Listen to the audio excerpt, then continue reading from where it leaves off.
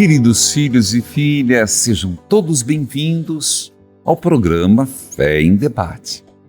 É um grande prazer estar com você, poder partilhar com você esse momento de catequese, de formação, de crescimento na fé. Eu repito, Fé em Debate, um programa de catequese, de formação, de crescimento na fé. E começo mostrando como a palavra de Deus é importante. Naquele tempo, Jesus voltou para a Galiléia com a força do Espírito Santo. Foi então a Nazaré, onde se tinha criado conforme o seu costume, no dia de sábado. Foi à sinagoga e levantou-se para fazer a leitura. Deram-lhe o livro do profeta Isaías. Abrindo o livro, encontrou o lugar onde está escrito: O Espírito do Senhor está sobre mim, porque Ele me consagrou com unção para anunciar a boa nova aos pobres. Enviou-me para proclamar a libertação aos cativos e aos cegos a recuperação da vista, para libertar os oprimidos e para proclamar um ano de graça do Senhor. Hoje se cumpriu a passagem da Escritura que acabastes de ouvir. A presença de Jesus entre nós é a presença da palavra do Pai na Galiléia de nossa humanidade. Repito, a presença de Jesus entre nós é a presença da palavra do Pai na Galiléia da nossa humanidade. Nele, Deus tornou-se audível e visível em Cristo. Deus se tornou audível e visível. Ele, criado, crescido em sabedoria, tamanho e graça em Nazaré, tornou-se um homem de leitura, a tal ponto que era de seu costume levantar-se e abrir as Escrituras. Abrir o livro, desenrolar o livro, distende o sentido de sua vida e missão. Ele é capaz de ouvir e ver a ação do Espírito Santo que o unge e envia. Ele, no desenrolar do livro da Escritura, desenrola o sentido de sua presença e abre, Cristo, um novo horizonte de leitura para as pessoas que o seguem. Ele, palavra, nos desvela toda a Escritura. Nele, Cristo, o Cristo. Agora podemos ler e reler as Escrituras e todas as realidades. Preste atenção, e já vou às perguntas, mas esta é a munição. A palavra de Deus não são meras palavras. Repito, a palavra de Deus não são meras palavras. A palavra é uma pessoa que fala e fala a outra pessoa. Alô? Oi? Você fala de onde? De Curitiba. Deus abençoe, Joyce. Padre, eu queria saber sobre quando entra na Bíblia, precisa do nome do pai ou do filho? Desculpa, não entendi, minha filha. Pergunta de novo, Joyce. Quem é que está soprando para você, querida? É a mãe dela, padre. Ô, querida, então faça a pergunta que eu acho que eu não entendi. Desculpa, Joyce, eu acho que eu não entendi a pergunta. Padre, eu tenho uma dúvida. Quando a gente faz com quem que eu estou falando? Meu nome é Catarina. Catarina, seja bem-vinda. De que bairro você fala de Curitiba? É cercado, padre. Pois não, Catarina, por favor. Então, quando assim, na celebração, que a Bíblia entra em procissão, que eles fazem assim uma apresentação, que eu vai também até o faço. altar. Sim. As pessoas fazem assim o sinal da cruz. Certo. Então eu tenho uma dúvida a respeito disso. Se a gente precisa fazer o sinal da cruz assim em frente àquela pessoa que está conduzindo a Bíblia ou não? Filha, primeiro, não é em frente à pessoa, é pela força da palavra. Se é preciso, não é preciso, mas é recomendável. Não, mas calma lá. Mas é recomendável. Vou explicar por quê. Só um minuto. Quando termina a proclamação do Evangelho, o padre pega o Evangelho e diz: pela tua palavra, perdoe, Senhor, os nossos pecados. E é hora de fazer também o sinal da cruz. Então, quando fazemos o sinal da cruz diante da palavra, é sinal de respeito e reconhecimento do Deus da palavra. Meu abraço, mas algumas perguntas que eu já quero antecipar, que é importante. Como pode a Sagrada Escritura ser verdade se nem tudo o que nela se encontra está correto? Bom, pergunta relevante. A Bíblia não transmite precisão histórica nem conhecimento científico natural. Também, os autores eram filhos do seu tempo. Entenda, a Bíblia, ela não caiu do céu. Ela é fruto do seu tempo. E todos os hagiógrafos, os autores, eram filhos do seu tempo. Eles partilhavam as concepções culturais do seu ambiente, em cujos erros, por vezes, estavam presos. Não obstante, tudo o que o ser humano precisa saber sobre Deus e sobre o caminho da sua redenção encontra-se infalível na Sagrada Escritura. Eu quero definir: a Bíblia é a carta do amor de Deus dirigida a nós. A Bíblia é a carta do amor de Deus dirigida para nós. Vamos ver as perguntas que apareceram? Cleusa. A Maria, lá do Carmo do Cajuru, de Minas Gerais, pergunta, padre, se na Bíblia está escrito sobre oração sobre os mortos, porque ela participou de uma palestra onde um teólogo diz que depois que morre não se adianta mais rezar pela pessoa. Bom, vamos devagar e diz assim: o ensinamento que você está dizendo apoia-se na prática da oração dos defuntos. E onde que está na Sagrada Escritura? Filha, é de Carmo do Cajuru isso? Isso. Anote o texto.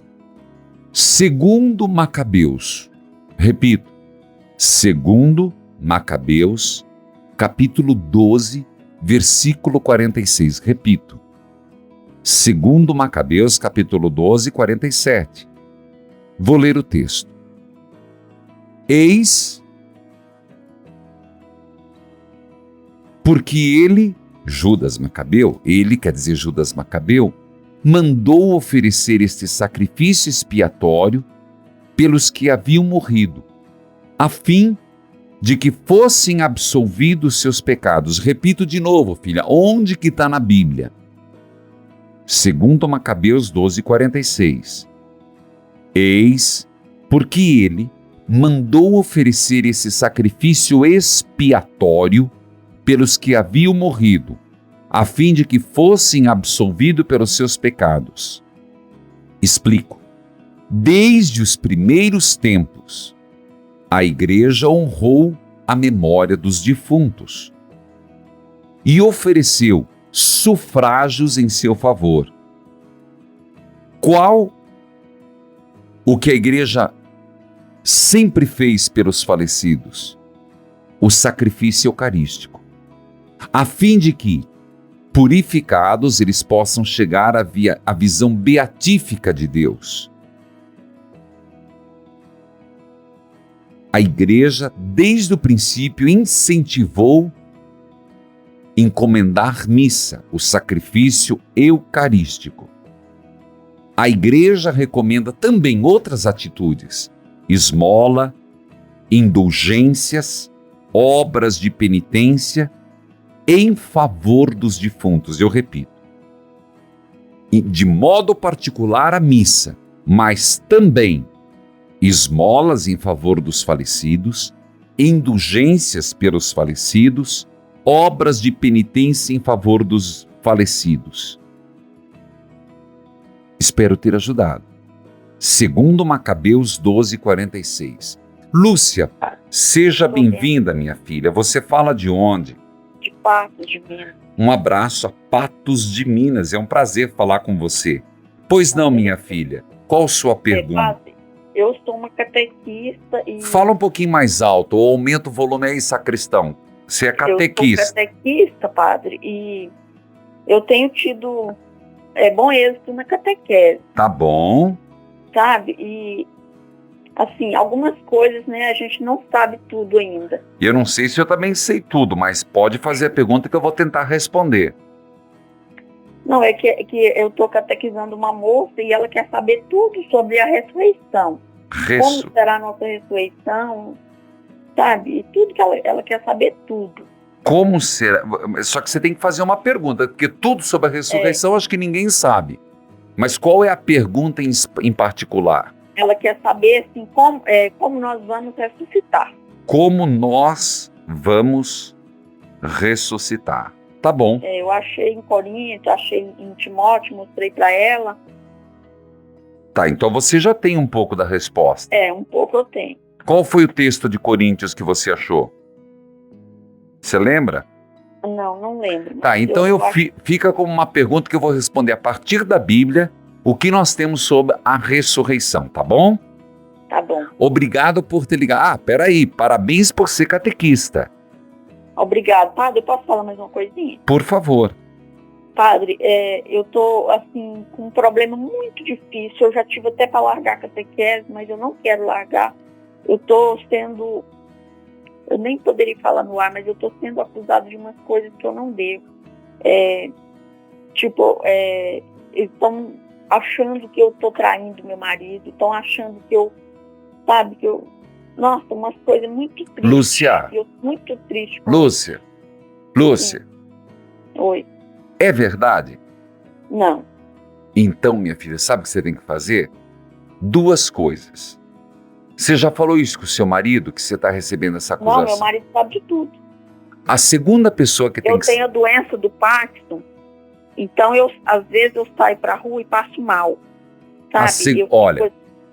Fico meio tonta. Aí eles estão achando que eu estou bebendo, que eu estou com outra pessoa, sabe? Coisa que eu nunca... Filha, você falou, você é catequista, você está vivendo uma calúnia, isso? Olha... Eu quero dizer, não desista da catequese. A primeira pergunta é a fundamental.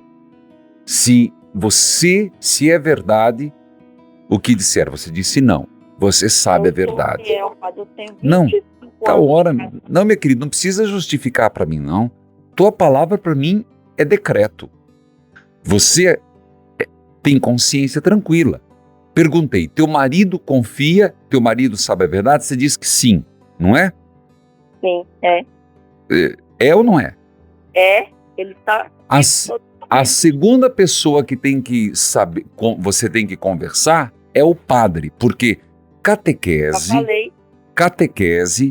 é um ministério delegado. Portanto, o padre tem que saber. Do resto, minha filha... Eu já falei com ele. Esquece, minha filha. Tanto que o Papa falou assim que existe uma forma terrível de matar o outro, que é a maldita língua. Isso. Minha filha, não ligue para o que os outros falam, não. O importante é a tua consciência diante de Deus. Estão confundindo tudo, sabe? Então, filha, não tenta... Meu filho passou 5 anos fora de casa e agora ele voltou. Lúcia, eu não vou dar... Eu preciso ir no tema do programa. Mas o que eu quero dizer, e não precise ficar se justificando. Você não tem obrigação de prestar sua conta para vizinha, nem para ciclano, nem para beltrano. Você sabe a verdade, teu marido sabe, o padre sabe, e o resto vá a favas. Escutou? Escutei. Que cada um segure a sua língua e o seu veneno. Só cuidado para não engolir, para não morrer envenenado do seu próprio veneno. Que existe muita fofoca, muita calúnia, e tem gente que fala demais, que nem 2 caixão na hora da morte vai dar conta. Vai ter que ser uma jamanta. Que Deus abençoe. Eu vou responder a tua pergunta. A pergunta da Lúcia é sobre a ressurreição. Existe, como ela mesmo disse, 1 Coríntios, Lúcia, diz tudo, capítulo 15, versículo 35. E o texto diz assim: mas alguém perguntará, como ressuscitam os mortos? Está tudo ali, filho. Não tem texto melhor que esse. Mas alguém perguntará, Paulo pergunta, como ressuscitam os mortos?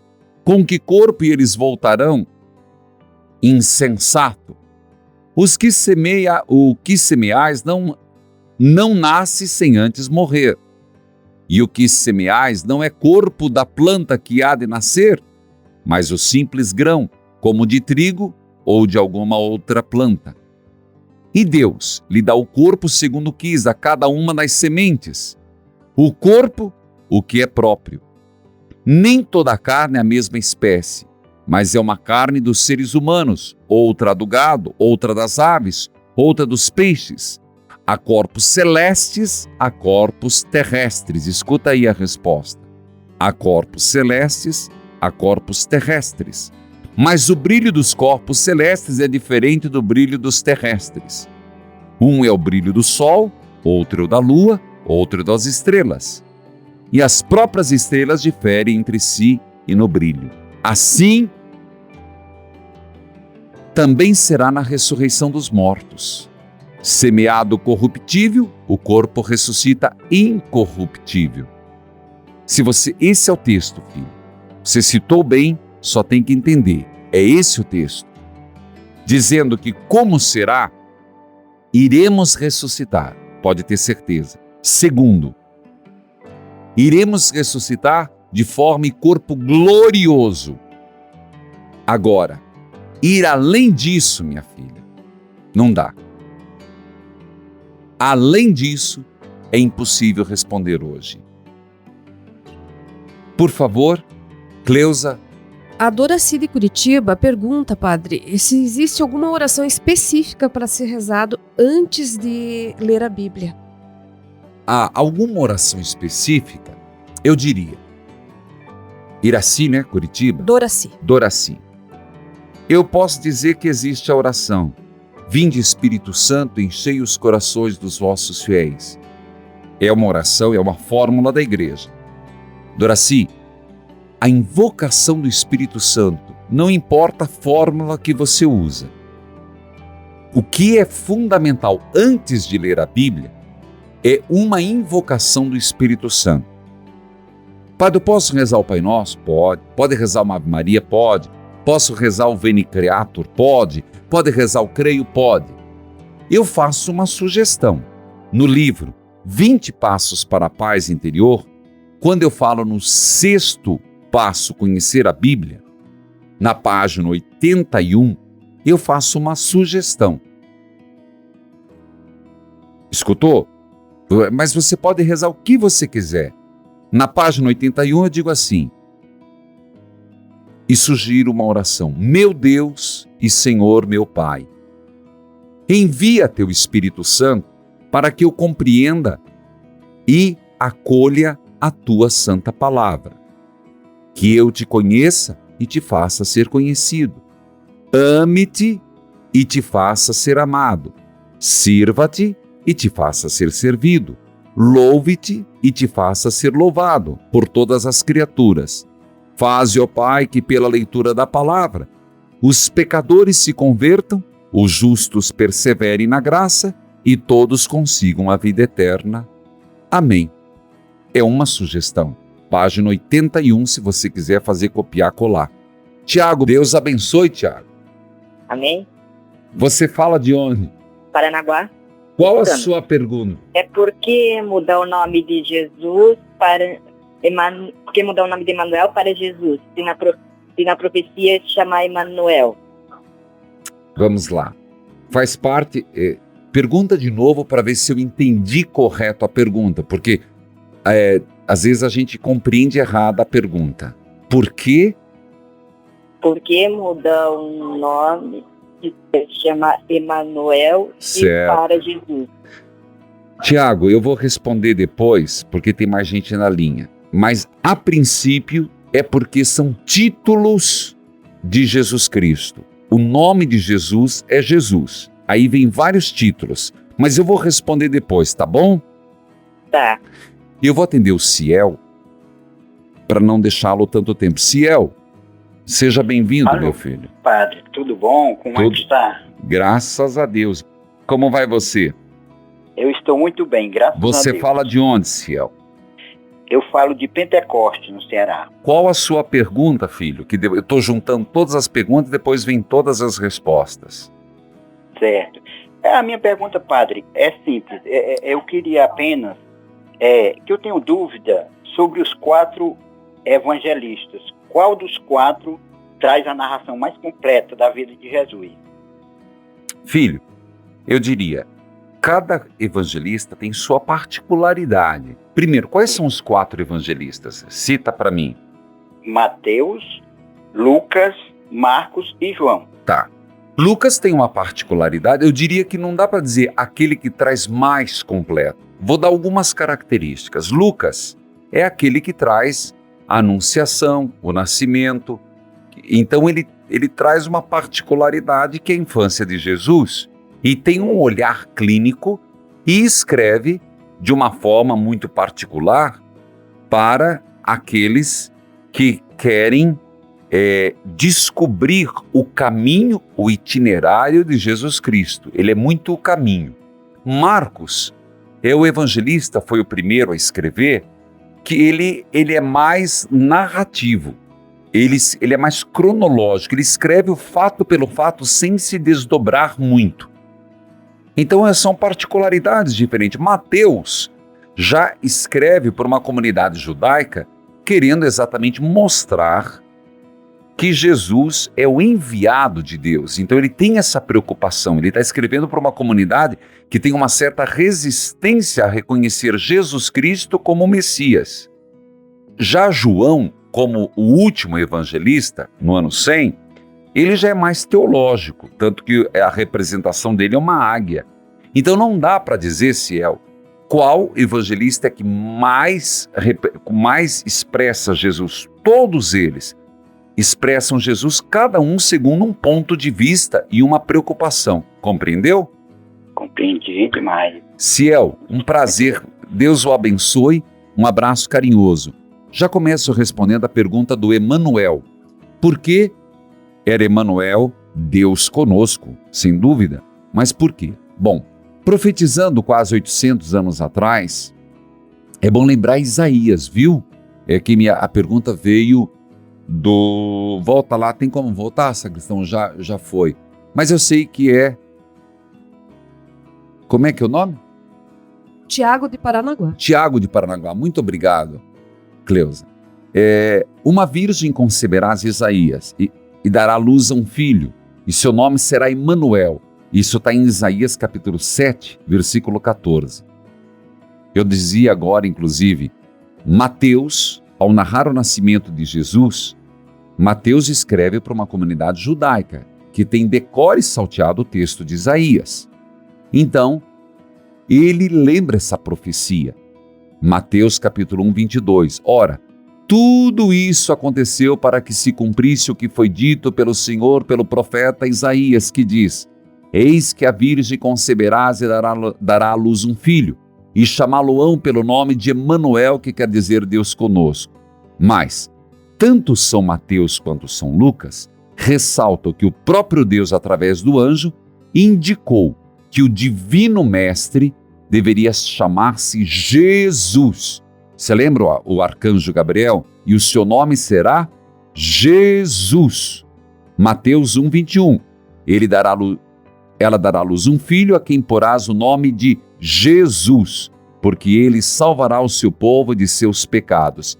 Em hebraico, atenção, o que quer dizer a palavra Jesus? Eu falei hoje de João. João, Deus tem de piedade. E Jesus, Yeshua, significa Salvador. O que quer dizer a palavra Jesus? Tem gente que acha que o nome de Jesus é Jesus Cristo. Não, Cristo já é um título. Jesus, em hebraico, é Yeshua, ou Eushua, tem várias pronúncias. Salvador, ou Javé salva. Javé é ajuda. Embora esse nome tenha sido utilizado por muitos judeus antes de Jesus, Ele só se aplica com propriedade ao Divino Redentor. E é o nome que está acima de todos os nomes, inclusive a igreja, por favor, é bom lembrar que com muita resistência no batismo, aceita batizar uma criança com o nome de Jesus. É orientação para não fazê-lo, exatamente para ressaltar o Divino Mestre. Emanuel é um nome simbólico, filho. Lembrando Isaías e Mateus, nome simbólico que indica a natureza, como todo o título de Jesus, e a missão do Redentor. Emanuel não é o nome pessoal, é o nome de uma profecia. Tanto Emanuel como Jesus têm, portanto, o mesmo significado profundo. Filho da Virgem Maria será o próprio Deus encarnado, Salvador e Redentor do gênero humano, será Deus conosco, Emanuel. Fátima, Padre, Deus abençoe, minha filha. Você fala de onde? Eu falo de Arapongas, Paraná. Arapongas, me escuta pela rádio? Tá certo. Qual a sua pergunta, querida? Padre, eu gostaria de saber... Se eu souber, eu respondo. Quem escreveu a Bíblia, quem foi o autor da Bíblia e que colocou todas essas coisas lindas aí pra gente? Bom, Jesus? Foi Deus? Eu vou responder para você, mas eu primeiro preciso citar um texto, porque inclusive tem uma pergunta, né? Sobre quem escreveu a Bíblia, se... vamos lá, só aguenta um pouquinho, Fátima.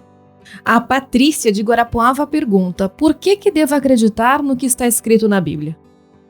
Como é que é a pergunta? Por que devo acreditar no que está escrito na Bíblia? Fátima, você endossa essa pergunta? É essa também? Sim. Tá. Você quer reformular seu questionamento, por favor? Repetir, desculpa, repetir. Tá. Eu gostaria de saber quem foi que escreveu a Bíblia, o autor da Bíblia. Vamos devagar. Quem escreveu a Bíblia? Nós temos a impressão de que quem escreveu a Bíblia foi Jesus Cristo, não é? Ou que foi Deus.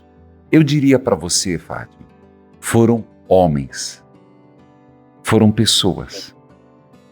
Jesus não escreveu uma só linha, minha filha. E aquilo que ele escreveu no chão até hoje se escreve tentando saber o que é, e a gente não sabe que diante da pecadora o que ele escreveu no chão.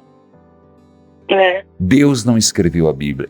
Eu também confesso que quando eu era catequizando eu pensava que alguém me contou, na época foi bom para mim, que um papa tinha deixado na capela um livro em branco e quando ele voltou no outro dia a Bíblia estava escrita. Mas na verdade é uma história milenar, vem desde Abraão. Mas se os homens escreverem, então por que a palavra de Deus?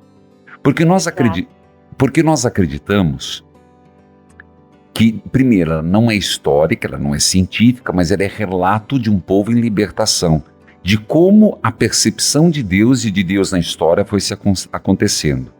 Mas no século II, o Novo Testamento, inclusive, foi a partir daquilo que era usado na liturgia. Mas tem um texto que sugiro para você, Fátima, sugiro para a filha de Deus que me mandou, que é para mim uma pérola, 2 Timóteo, capítulo 3, versículo 16. Escutou, Fátima? Alô? Timóteo? 2 Timóteo, capítulo 3, versículo 16. 3, versículo 16. Isso, mas leio para você. Toda a Escritura é inspirada por Deus. Inspirada por Deus. Todo agiógrafo, todos aqueles que escreveram foram inspirados por Deus. E qual o sentido da Sagrada Escritura? É útil para ensinar, para refutar, para corrigir, para educar na justiça, a fim de que o homem de Deus seja perfeito, preparado para toda a sua obra. Toda a Sagrada Escritura é inspirada por Deus. Quero também dizer, é verdadeira a Sagrada Escritura? Os livros da Escritura ensinam com certeza, fielmente e sem erro, a verdade de Deus. Porque são inspirados, ou seja, foram escritos por inspiração do Espírito Santo e tem Deus por autor.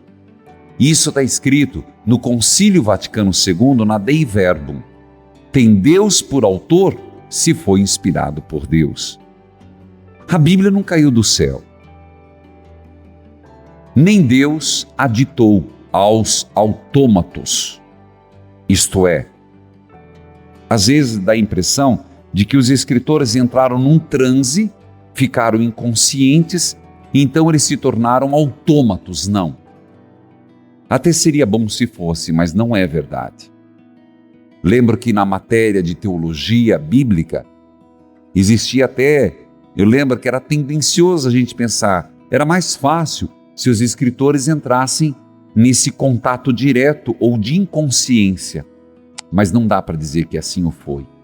Antes, para escrever os livros sagrados, Deus escolheu e serviu-se de pessoas que, na posse de suas faculdades e capacidades, para que, agindo neles e por eles, pudessem pôr escrito, como verdadeiros autores, só aquilo que Ele queria. Para que determinados textos fossem reconhecidos como escritura sagrada, tiveram que ser aceitos pela Igreja Universal, tanto que muitos livros não foram aceitos, chamados proto-evangelhos ou até outros textos. Teve de existir, portanto, um consenso das comunidades. Sim, é o próprio Deus que nos fala por esse texto. Isto é mesmo inspirado pelo Espírito Santo. Desde o século IV, estes escritos estão fixados no que é chamada Sagrada Escritura e os outros foram tirados. Eu quero agradecer a todos que participaram do Fé em Debate. Muito obrigado. Num apelo de paz, peçamos: Senhor, fazei-nos instrumentos de vossa paz. Senhor, dai-nos mais amor e Eucaristia. Não me basta saber, eu quero provar, eu quero sentir. Evangelizar é preciso.